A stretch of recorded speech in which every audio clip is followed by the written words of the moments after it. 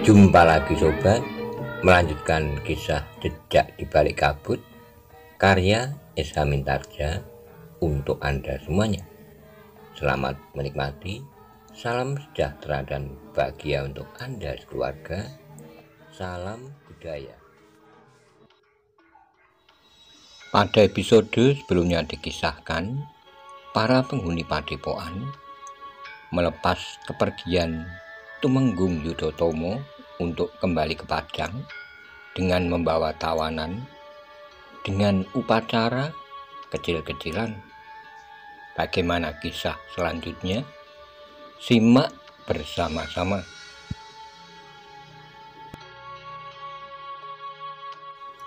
Ki Ajar Permati memang harus mulai segala-galanya dari permulaan lagi. Diajaknya para cantrik yang baru untuk mengenali lingkungannya. Ternyata banyak pula para prajurit yang ikut melakukannya. Mereka berjalan berkeliling lingkungan yang semula terpencil itu. Sawah, pategalan, sungai, blumbang yang menyimpan berbagai jenis ikan. Padang rumput untuk mengembalakan kambing, lembu, dan kerbau yang banyak terdapat di Padepokan itu. Lingkungan yang dipagari dengan pagar bambu yang rapat. Tempat para cantrik di Padepokan itu memelihara ayam dan semuanya yang terdapat di lingkungan yang semula tidak dikenal oleh dunia di sekitarnya. Para cantrik yang semula menjadi budak di Padepokan itu sudah mengenali semuanya, tetapi orang-orang yang baru saja masuki Padepokan harus berdecak kagum. Ternyata di Padepokan itu segala kebutuhan seakan-akan telah dapat dipenuhi. Bahkan di Padepokan itu terdapat juga para cantrik yang pandai membuat kerajinan bambu, kayu, dan besi. Ada beberapa perapian pandai besi terdapat di sudut Padepokan. Sebuah barak yang panjang untuk mengerjakan pekerjaan kayu dan bambu. Di satu sisi, aku menaruh hormat kepada Ki Gede Lenglengan, berkata Ki Ajar Permati. Tetapi di sisi lain, Ki Gede Lenglengan adalah orang yang terkutuk. Kebengisannya yang tidak terkendali, nafsunya yang melonjak-lonjak di dadanya, serta mimpinya yang buruk, membuatnya menjadi orang yang tidak terkendali. Para cantriknya dan para prajurit mendengarkannya dengan sungguh-sungguh. Sementara itu Ki Ajar pun berkata selanjutnya, "Sekarang kitalah yang tinggal di sini, yang kita anggap baik akan kita pertahankan, bahkan jika mungkin kita tingkatkan. Daerah ini bukan lagi daerah tertutup. Karena itu maka hubungan kita dengan dunia luar akan berjalan lebih mantap. Demikianlah maka Padepokan yang namanya masih tetap dipertahankan oleh Ki Ajar Permati, yaitu Padepokan Watu Kambang, telah mulai dengan langkah pertamanya.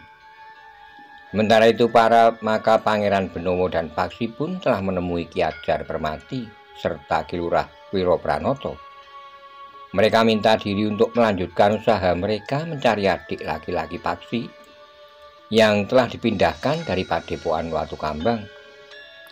Apakah Pangeran dan Anggir Paksi menemukan petunjuk-petunjuk baru untuk menelusuri jejak adik laki-laki Anggir itu? Bertanya Ki Ajar Permati. Tidak begitu jelas Ki Ajar, jawab Pangeran Benowo. Yang dapat kami ketahui, adik laki-laki Paksi bersama beberapa orang anak muda telah diserahkan kepada sepasang suami istri di sisi selatan kaki Gunung Merapi. Apakah Pangeran memerlukan pasukan untuk menangkap kedua orang itu? Bertanya Ki Lurah Wiropranoto. Tidak Ki Lurah, kami masih harus menemukan siapakah kedua orang suami istri itu. Jika Pangeran sudah menemukan, panggil kami. Kami akan menangkap mereka jika Pangeran menghendaki. Pangeran Benowo mengangguk, katanya, baiklah Ki Lurah, tapi kami tidak dapat mengatakan kapan kami dapat menemukan mereka. Kapan saja Pangeran memerintahkan. Terima kasih atas kesediaan Ki Lurah. Sementara itu Ki Ajar pun berkata, Pangeran dan Anggir Paksi harus berhati-hati. Bukan saja kedua orang suami istri itu tentu orang berilmu tinggi, tapi ada kemungkinan Pangeran dan Anggir Paksi bertemu dengan Ki Gede Lenglengan. Aku yakin bahwa Ki Gede Lenglengan tentu juga pergi ke padepokan suami istri itu, di mana mereka menempatkan anak-anak muda dari angkatan mendatang. Ya Ki Ajar, kami akan berhati-hati. Persoalannya adalah karena di Angger Paksi itu sendiri menganggap bahwa Angger Paksi telah berkhianat kepada ayahnya serta perjuangannya. Aku menyadari, Ki Ajar. Dengan demikian pekerjaan yang Angger pikul adalah pekerjaan yang berat sekali. Ya Ki Ajar, mudah-mudahan Yang Maha Agung memberi jalan kepadaku agar aku dapat membawa adikku itu pulang. Ibu tentu akan merasa gembira sekali. Ki Ajar menarik napas dalam-dalam, katanya, aku akan berdoa bagi keberhasilan Angger Paksi dan Pangeran Benowo yang akan menyertai Angger. Terima kasih, Ki Ajar. Kapan Pangeran Benowo dan Angger Paksi akan berangkat? Besok pagi-pagi, Ki Ajar. Baiklah, namun ada yang ingin aku peringatkan kepada Pangeran Benowo. Tentang apa, Ki Ajar? Jangan pernah mengenakan cincin kerajaan itu di sepanjang perjalanan. Pangeran Benowo tersenyum, katanya, baiklah Ki Ajar, aku mengerti. Pangeran akan dapat terlibat dalam persoalan yang lain, yang sama sekali tidak Pangeran.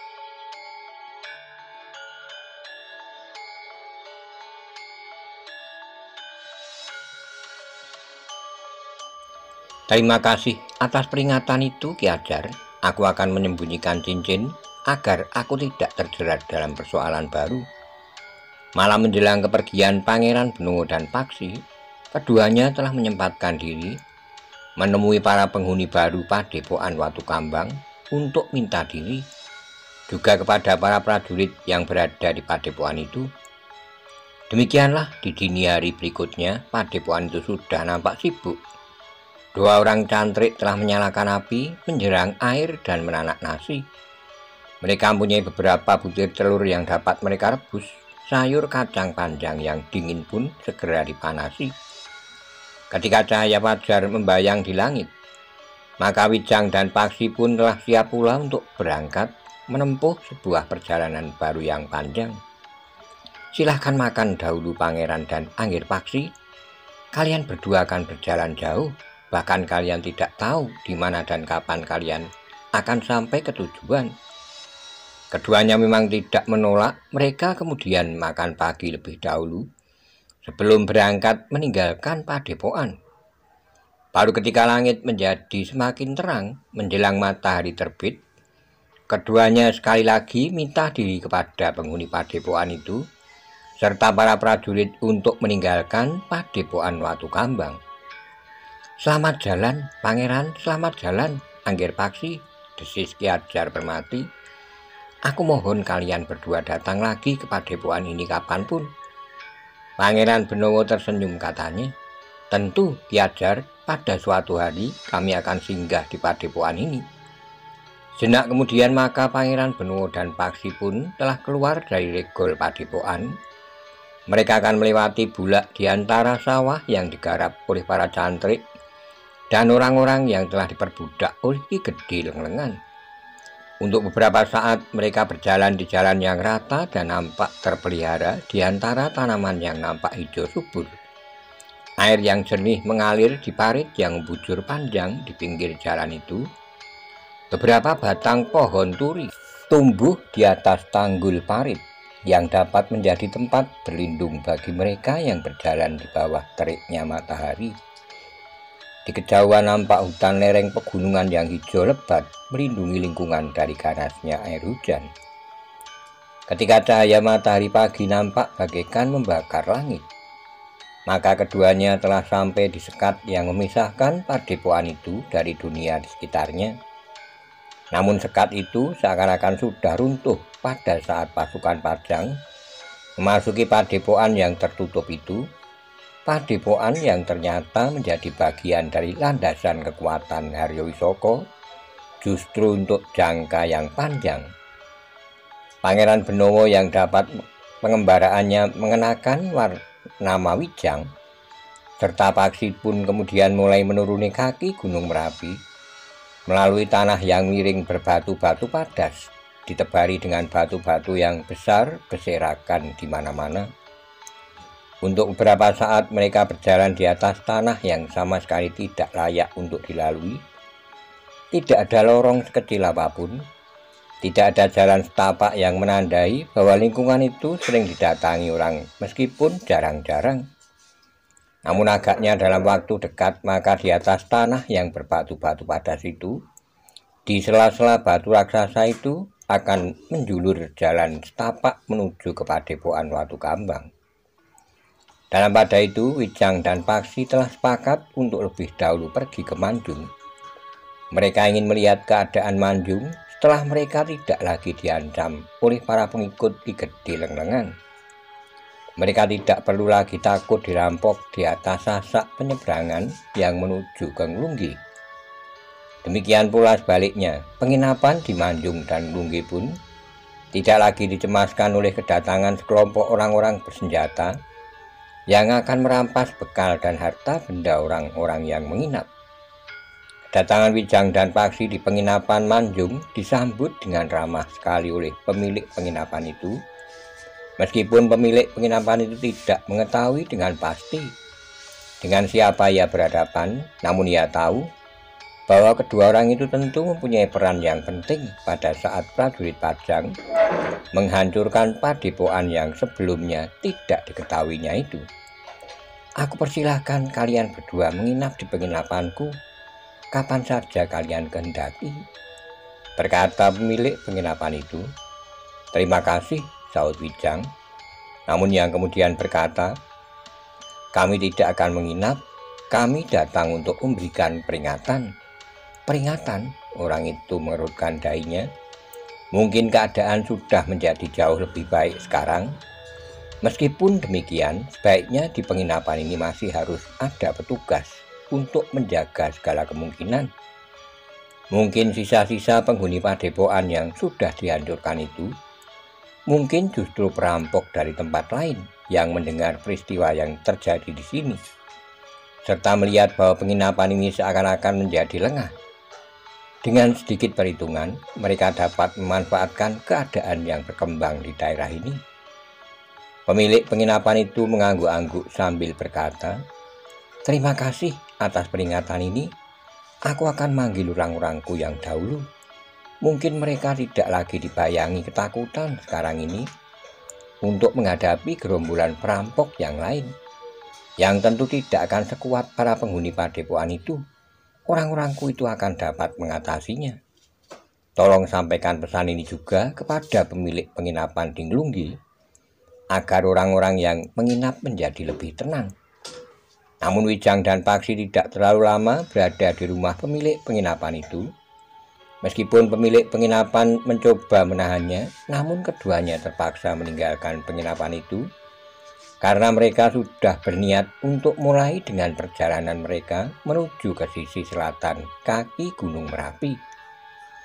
Demikian mereka mulai dengan perjalanan mereka, maka Wijang pun berkata, agaknya kita akan menuju ke arah yang sama dengan Ki Gede Lenglengan. Paksi mengangguk-angguk, ia pun sadar bahwa Wijang ingin memperingatkannya bahwa mereka mungkin sekali akan bertemu dengan Ki Gede Lenglengan di perjalanan. Jika demikian maka itu akan berarti bahwa mereka akan bertemu dengan orang yang berilmu sangat tinggi, orang yang tidak dapat ditangkap oleh Ki Ajar Permati meskipun mereka sudah bertemu di medan. Meskipun keduanya akan menempuh perjalanan panjang melalui jalan yang kadang-kadang mendaki, namun kadang-kadang bagaikan menukik turun. Keduanya tidak mengalami kesulitan, keduanya telah memiliki pengalaman pengembaraan yang cukup. Tapi kadang-kadang mereka sampai juga di jalan datar yang panjang di antara sawah yang nampak hijau terbentang dari Cakrawala sampai. Namun mereka pun sering pula menyusup jalan yang menembus pedukuhan-pedukuhan yang keadaannya sangat berbeda-beda. Kadang-kadang mereka berjalan di pedukuhan yang nampak cerah, bersih, dan dihuni oleh orang-orang yang tataran hidupnya cukup baik. Namun mereka juga melewati pedukuhan-pedukuhan yang nampak muram. Di sebelah menyebelah jalan nampak rumah yang sederhana meskipun halamannya cukup luas. Tapi tanaman yang tumbuh di atasnya daunnya tidak nampak hijau dan rimbun, tapi jarang dan agak kekuning-kuningan. Ketika mereka sampai di sebuah pedukuhan yang nampak gersang, Wijang pun berkata, "Pedukuhan ini memerlukan perhatian khusus. Nampaknya tanahnya kering dan tandus, ya, tapi aku juga tidak melihat jalur-jalur parit di sekitar pedukuhan ini." Paksi mengerutkan dahinya, sementara Wijang pun berkata, "Sebenarnya lingkungan ini cukup basah. Jika saja dibuat parit, maka air akan mengalir dari lereng. Agaknya tidak ada orang yang mengarahkannya, atau orang-orang pedukuhan ini memang orang-orang malas." Belum lagi 20 langkah, Wijang dan Paksi melihat 3 orang laki-laki yang masih terhitung muda, duduk-duduk sambil memeluk lutut di mulut sebuah lorong. Paksi menarik napas dalam-dalam, katanya, "Itulah agaknya yang mereka lakukan sehari-hari. Tentu bukan hanya 3 orang itu, tapi masih banyak yang lain yang kerjanya hanyalah duduk-duduk sambil memeluk lutut." Wijang mengangguk-angguk, katanya, "Rasa-rasanya hati ini tergelitik untuk berbicara dengan mereka. Jika saja aku bukan putra Ayahanda Sultan, aku dapat menutup mata melihat keadaan seperti ini." Paksi mengangguk sambil berdesis. Itu adalah kepedulian pangeran terhadap rakyatnya. "Namaku Wijang, putra Kanjeng Sultan Hadiwijoyo, namanya bukan Wijang." Wijang mandang Paksi dengan tajam, namun kemudian ia tersenyum, katanya, "Ya, kau benar Paksi, aku keliru. Seharusnya aku berkata bahwa setiap orang harus mempedulikan lingkungannya, termasuk kita, Wijang dan Paksi. Kita tidak dapat membiarkan mereka tertinggal dalam kehidupan mereka yang apa adanya, tanpa berusaha untuk dapat meningkatkannya." Paksi pun tertawa pendek. Dengan nada berat ia pun berkata, "Apakah kita akan melakukannya sekarang? Apa salahnya? Kita akan berbicara dengan mereka. Jika mereka mau mendengarkan, syukurlah. Jika tidak, bukankah kita tidak kehilangan apa-apa? Kita akan berbicara dengan 3 orang itu. Tidak, kita akan berbicara dengan Ki Bekel. Jika demikian, maka kita akan mencari rumah Ki Bekel." Wijang mengangguk-angguk. Beberapa puluh langkah lagi keduanya tertegun. Mereka melihat 2 orang perempuan duduk di tangga sebuah rigol halaman yang sudah agak miring karena tidak terpelihara. Seorang dari mereka sedang sibuk mencari kutu rambut, dan yang seorang lagi sambil asik berbicara tanpa henti-hentinya. "Itu adalah bayangan dari seluruh kehidupan di pedukuhan ini, Paksi," desis Wijang. "Aku akan bertanya kepada mereka, di manakah rumah Ki Bekel dari pedukuhan ini." Wijang mengangguk-angguk, katanya, "Bertanyalah, hati-hati, jangan membuat mereka curiga. Agaknya mereka tidak ingin terusik dari kehidupan mereka yang tenang dan tentram. Tetapi tanpa greget sama sekali. Yang mereka jalani sekarang adalah apa yang telah mereka jalani kemarin, apa adanya, tanpa usaha peningkatan sama sekali." Wijang tidak menjawab. Sementara itu Paksi pun telah melangkah mendekati 2 orang perempuan yang duduk di tangga rigol itu.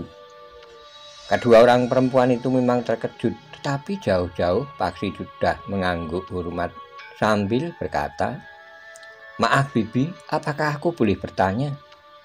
Sikap Paksi itu membuat kedua orang itu menjadi tenang. Seorang di antara mereka segera bangkit berdiri dan bertanya, "Ada apa anak muda?" "Bibi, di manakah rumah Ki Bekel pedukuhan ini?" "Ki Bekel? Apakah kau akan menemui Ki Bekel?" "Ya Bibi." "Untuk apa?" "Sekedar memperkenalkan diri." Perempuan itu memandang Paksi dari ujung kakinya sampai ke kepalanya. Dengan nada tinggi perempuan itu masih saja bertanya, "Untuk apa kau memperkenalkan diri?" "Tidak apa-apa Bibi." Kedua orang perempuan itu saling berpandangan. Yang seorang yang juga telah bangkit berdiri bertanya, "Siapakah kalian?" "Namaku Paksi Bibi, itu kakakku, namanya Wijang." Perempuan itu mengangguk-angguk, katanya, "Kau dapat sampai ke rumah Ki Bekel lewat lorong sebelah, atau kau dapat berjalan melingkar mengikuti jalan induk ini. Kau akan sampai di Banjar, kemudian 2 rumah dari Banjar adalah rumah Ki Bekel." "Terima kasih, Bibi."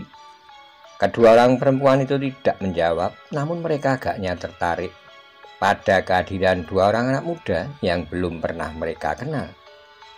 Jenak kemudian maka Wijang dan Paksi pun memilih menyusuri jalan induk itu, meskipun harus melingkar. Jika mereka memilih lorong sebelah, maka ada 3 orang laki-laki yang duduk memeluk lutut di mulut lorong itu. Betapa malasnya kedua orang perempuan itu. Matahari sudah melewati puncak dan mulai bergulir ke barat. Nampaknya mereka masih saja belum membenahi diri. Jika hal itu karena mereka sibuk melakukan kerja, maka mereka adalah orang-orang yang rajin. Tapi agaknya kerja kedua perempuan itu sejak pagi juga hanya duduk-duduk berbincang tentang keluarga mereka, tentang sanak kadang mereka, tentang tetangga-tetangga mereka, dan tentang apa saja yang tidak berarti. Paksi mengangguk-angguk, katanya, jika saja mereka sedikit berbenah diri, maka mereka tidak akan kelihatan begitu kotor. Bagaimana halaman rumah mereka? Bagaimana dengan halaman rumah mereka? Nampaknya sudah sepekan tidak dibersihkan. Wijang tidak segera menyaut. Diperhatikannya dinding halaman yang kotor, berlumut, dan di sana sini sudah mulai retak-retak.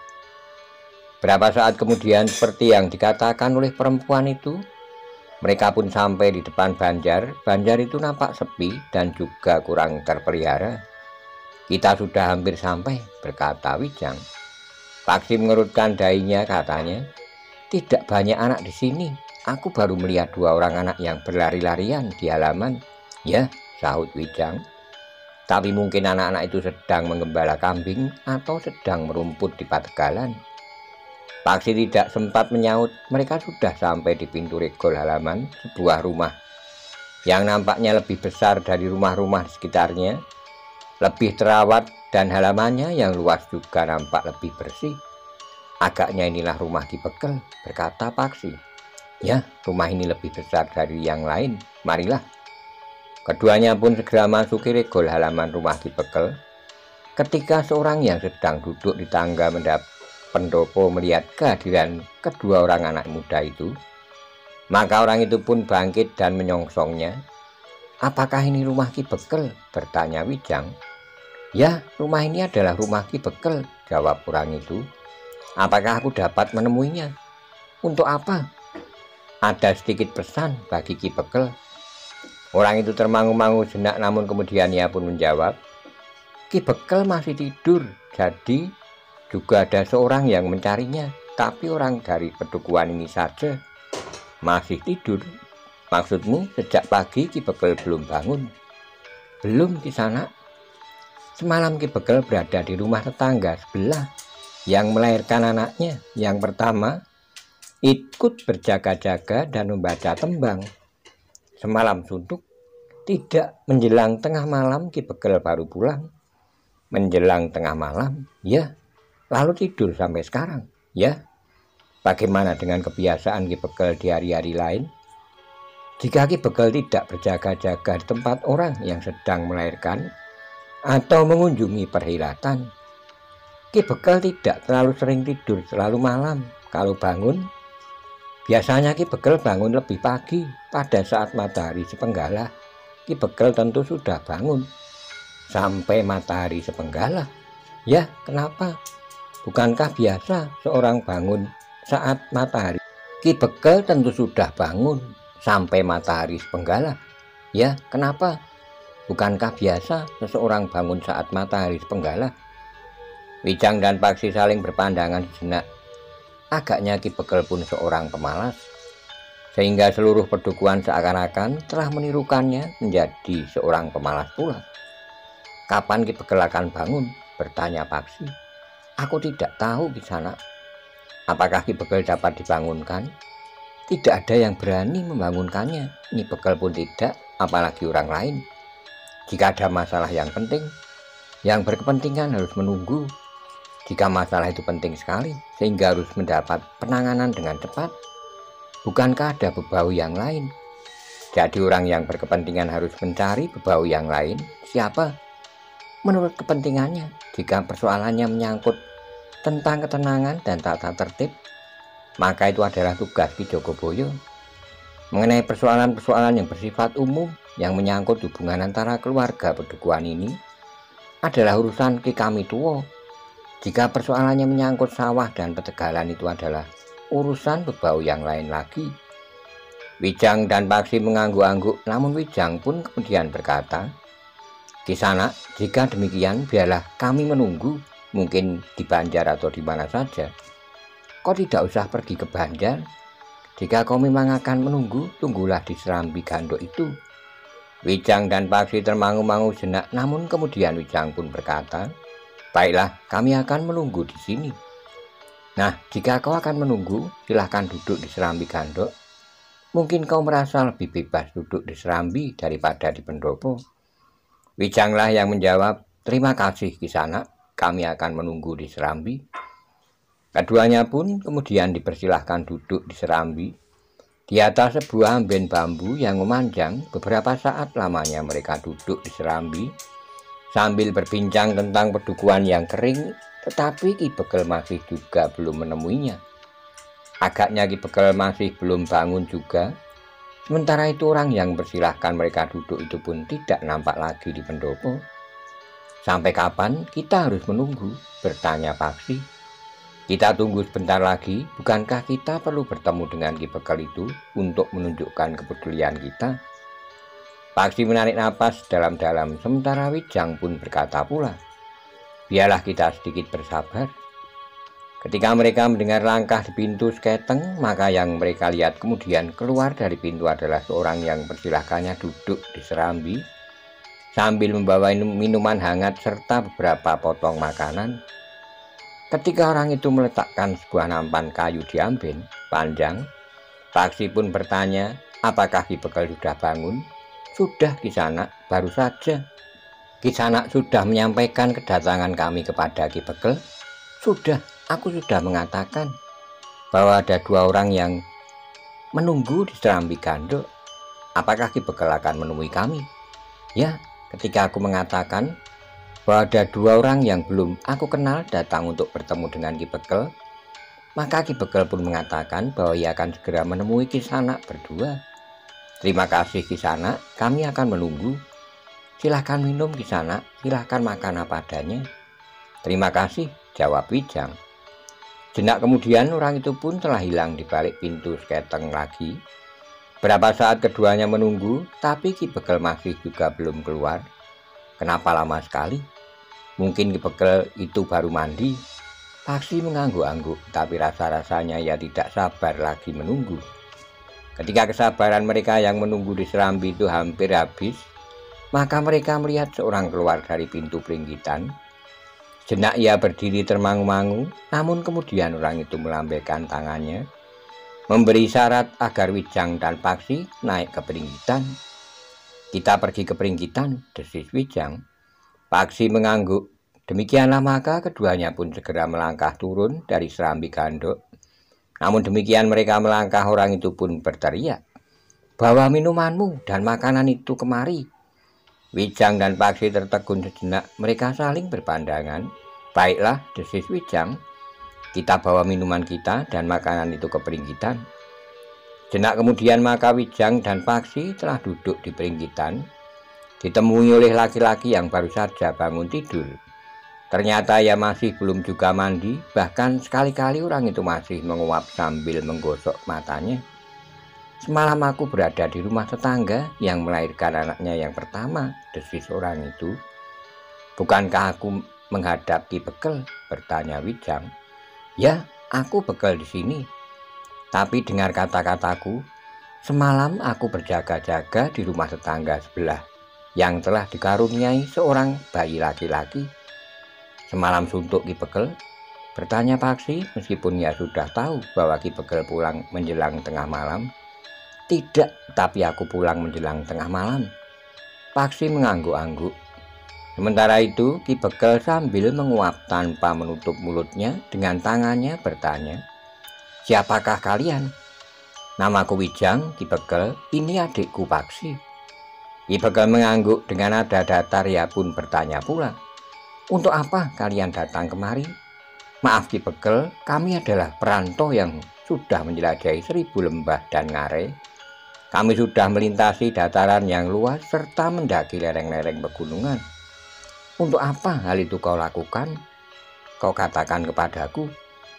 Sekedar pengantar Ki Bekel, aku hanya ingin mengatakan bahwa sudah banyak pedukuhan yang aku kunjungi. Lalu aku mencoba untuk memperbandingkan kesuburan tanah di setiap pedukuhan yang aku lewati. Aku tahu arah bicaramu, potong Ki Bekel. Kau akan mengatakan bahwa tanah ini, pedukuhan ini nampak kering dan gersang, bukankah begitu? Aku tidak bermaksud menyinggung perasaan Ki Bekel. Jika aku mengatakan bahwa tanah di pedukuhan ini nampak kering dan gersang, justru aku merasa ikut prihatin akan keadaan ini.